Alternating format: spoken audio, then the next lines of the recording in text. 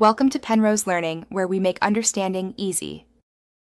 You start by preparing the Vita so nothing breaks. First, confirm He Enkaku and So is installed and your firmware is supported. This ensures persistent mods.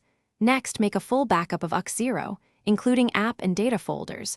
Once done, copy the Custom Themes Manager plugin files into UX0/tie and add the plugin line to tie/config. TXT.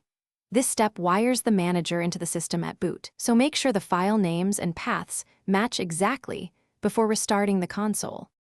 Once the plugin is active, you need to add themes correctly so the manager recognizes them.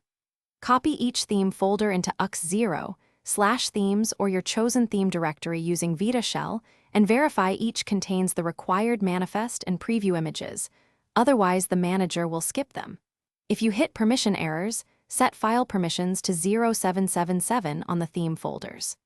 After that, make sure tie/config. TXT points to the theme directory and reboot.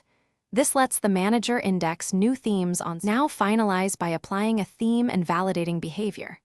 Open Custom Themes Manager from the XMB, choose your theme, apply it, and then reboot the console to let assets load cleanly. If icons or backgrounds don't appear, rebuild the database or remove any corrupted theme folders and try again. This forces the manager to reindex. If the plugin does not load, reinstall it into UX0/tie or revert to your backup. That single restore option is your safest recovery path if things go wrong. Thanks for watching. If this was helpful, leave a like and consider subscribing. See you next time.